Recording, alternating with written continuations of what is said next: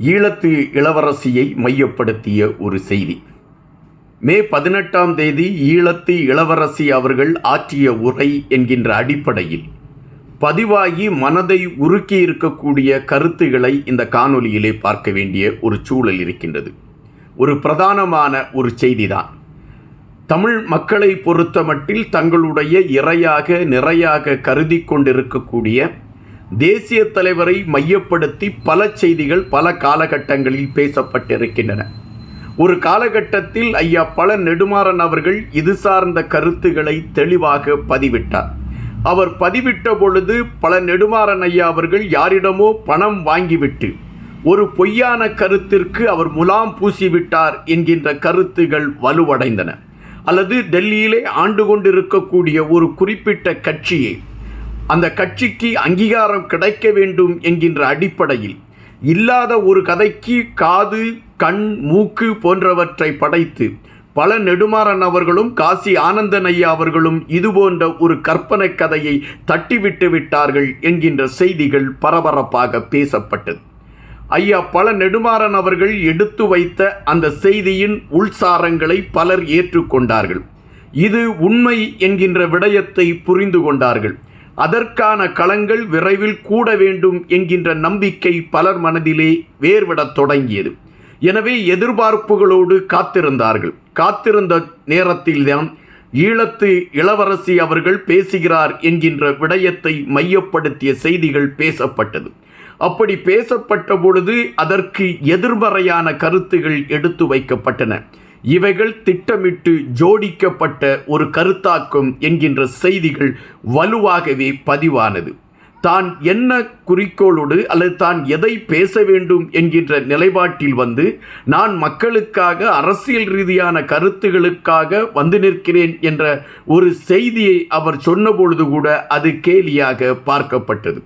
அன்றிலிருந்து தேசிய தலைவரும் தேசிய தலைவர் குடும்பத்திற்கும் தேசிய தலைவரோடு இணைந்து பயணித்தவர்களுக்கும் மெழுகுவர்த்தி கொளுத்த வேண்டும் என்கின்ற விடயங்கள் பரபரப்பாகவே பேசப்பட்டு கொண்டிருந்தன. இதில் உண்மை நிலை என்ன என்கின்ற கேள்வி பலருடைய மனங்களில் எழும்பிக் கொண்டே இருந்தது. அதற்கான விடை எப்படி கிடைக்கும் என்கின்ற தேடல் எல்லோருடைய மனதிலுமே இருந்தது. ஆனால் திட்டமிட்டு காசி ஆனந்தன் ஐயா அவர்களும் பழ நெடுமாறன் அவர்களும் டெல்லியிலே ஆண்டு கொண்டிருக்கக்கூடிய ஆட்சியாளர்கள் கொடுத்த ஒரு திட்டமிடுதலை அவர்கள் நிறைவேற்றி இருக்கிறார்கள் என்கின்ற விமர்சனங்கள் மட்டுமே தொடர்ந்து வந்து கொண்டிருந்தன. யாரும் உண்மை என்ன, அதில் இருக்கக்கூடிய அடுத்த நகர்வுகள் என்னவாக இருக்கும் என்கின்ற எந்தவிதமான கேள்விகளும் அங்கு வைக்கப்படவில்லை. தொடர்ச்சியான விமர்சனங்கள் வைத்து கொண்டே இருந்தன. இந்த சூழலில்தான் இந்த மே 18ஆம் தேதி தேசிய தலைவருக்கும் தேசிய தலைவரை சார்ந்தவர்களுக்கும், அதாவது அவர் குடும்பத்தை சார்ந்தவர்கள், அவருடைய நெருங்கிய அவரோடு இருந்த சகாக்கள், இவர்களுக்கு மெழுகுவர்த்தி கொளுத்துவதற்கான ஒரு களம் எடுக்கப்படும் என்கின்ற செய்தியை பலரும் பல ஊடகங்களில் எடுத்து வைத்து கொண்டிருந்தார்கள். குறிப்பாக அதற்காக நாங்கள் ஜூன் இறுதி வாரத்தில் அல்லது அக்டோபர் மாதத்திற்குள் ஒரு குறிப்பிட்ட தேதியை நினைத்து மிக பிரம்மாண்டமான விழாவாக இதை நடத்துவதற்கு களம் அமைத்திருக்கிறோம் என்கின்ற செய்திகள் எடுத்து வைக்கப்பட்டது. இந்த சூழலில்தான் கந்தசாமி, இன்பராசா போன்றவர்கள் இதற்கு கடுமையான எதிர்ப்புகளை பதிவிட்டார்கள். ஒரு திட்டமிட்டு ஏதோ ஒன்றை நடத்துவதற்காக இல்லாத ஒரு கதைகளை எல்லாம் பலர் ஜோடித்து கொண்டு பயணிக்கிறார்கள் என்கின்ற விடயங்கள் பரபரப்பாக பேசப்பட்டது. பல ஊடகங்களில் இந்த செய்திகள் எடுத்து வைக்கப்பட்டன.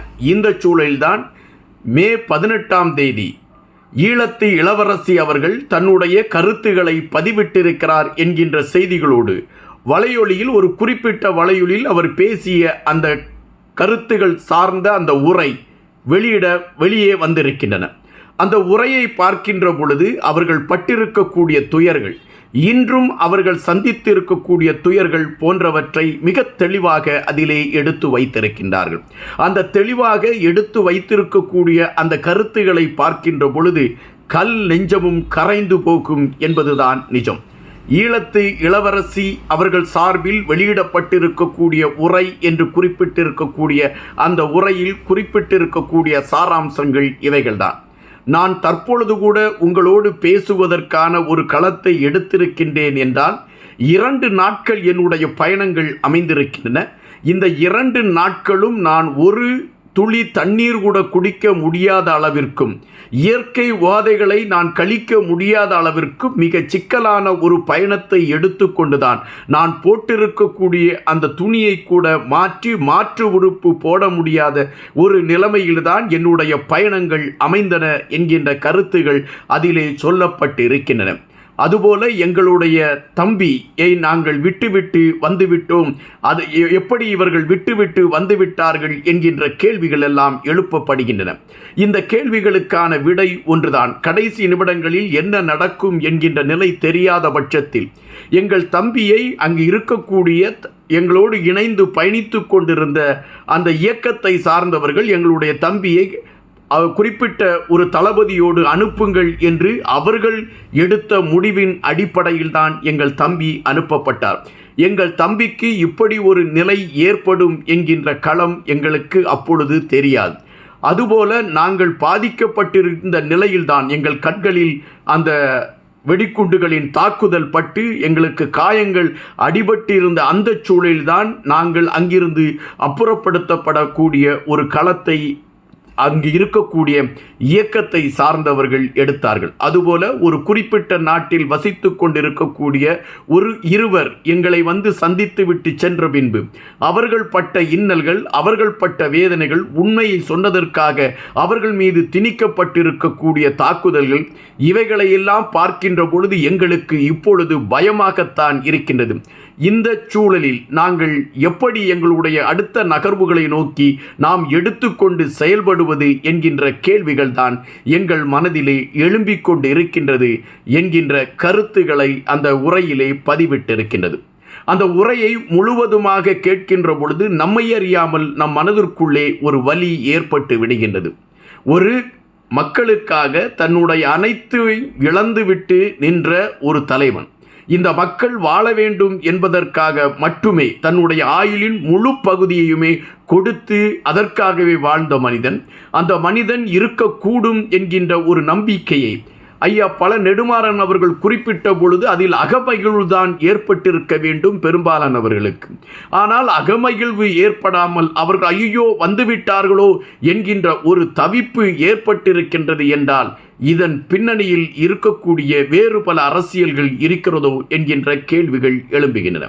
தற்பொழுது உள்ள சூழலில் ஒவ்வொரு நாடுகளிலும் பல மாற்றங்கள் உருவாகி கொண்டிருக்கின்றன. அகிம்சையை நேசிக்கக்கூடியவர்கள் இன்று ஒன்று கூடி அகிம்சை வழியில் போராட்டங்கள் நடத்தக்கூடியவர்களுக்கு ஒரு அங்கீகாரம் கொடுக்கக்கூடிய களங்கள் உருவாகி கொண்டிருக்கின்றன. அப்படி ஒரு அரசியல் ரீதியான களத்தை நோக்கி கொண்டு பயணிப்பதற்கு எத்தனிக்கக்கூடியவர்களை எதிர்க்கக்கூடிய களங்களோடு தமிழ் சொந்தங்களே இருக்கக்கூடிய நிலைமையை மையப்படுத்தி ஈழத்து இளவரசி குறிப்பிட்டிருக்கக்கூடிய கருத்துகள் வேதனையின் பதிவுகளாக இருக்கிறது என்பதுதான் நிஜம். இது உண்மையிலே வருத்தத்தை தரக்கூடிய ஒரு விடயமாகத்தான் நம்மால் பார்க்க முடிகின்றது. நன்றியுடன் இன்பா.